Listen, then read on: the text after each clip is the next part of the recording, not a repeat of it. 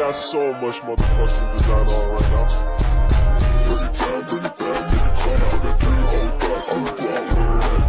Pose with the fans. Pose with the pose with the pose with the pose pose with the fans. Pose with the pose with the pose pose pose with the fans. Pose with the fans. Awal mula dan masa kejayaan. Kesultanan Banten didirikan oleh Maulana Hasanuddin, putra Sunan Gunung Jati, pada tahun 1526 berkat dukungan para ulama dan rakyat. Banten berkembang pesat menjadi kerajaan maritim yang makmur. Pada masa Sultan Ageng Tirtayasa 1651 sampai 1683, Banten mencapai puncak kejayaannya. Kerajaan ini menjalin hubungan perdagangan dengan berbagai negara di Asia Tenggara, Timur Tengah, dan Eropa. Banten juga menjadi pusat penyebaran Islam di Pulau Jawa.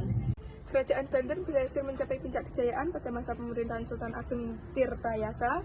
Beberapa hal yang dilakukan untuk memajukan Kesultanan Banten diantaranya sebagai berikut: memajukan wilayah perdagangan Banten hingga ke berbagai selatan Pulau Sumatera dan Kalimantan. Banten dijadikan tempat perdagangan internasional yang mempertemukan pedagang lokal dengan pedagang Eropa, memajukan pendidikan dan kebudayaan Islam, melakukan modernisasi, membangun keraton dengan bantuan arsitektur Lukas Kardil, membangun armada laut untuk melindungi pedagang dari kerajaan lain dan serangan pasukan Eropa. Selain itu, Sultan Ageng Tirtayasa dikenal sebagai raja yang gigih, menantang penduduk Faj di Indonesia.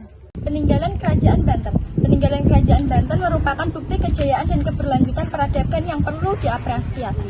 Beberapa peninggalan yang masih dapat ditemukan hingga kini antara lain adalah 1. Masjid Agung Banten. Masjid ini merupakan peninggalan Kerajaan Banten yang juga dijadikan sebagai simbol kejayaan Kerajaan Banten. Masjid ini memiliki komplek dengan luas tanah sekitar 1,3 hektar dan dikelilingi pagar tembok setinggi 1 meter. 2. Keraton Surosawan.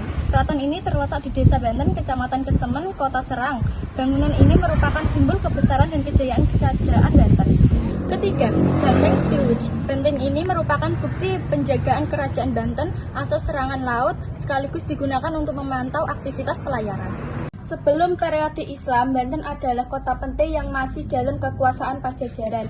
Pada awalnya, penguasa Pajajaran bermaksud menjalin kerjasama dengan Portugis untuk membantunya dalam menghadapi orang Islam di Jawa Tengah, yang telah mengambil alih kekuasaan dari tangan raja-raja bawahan Majapahit.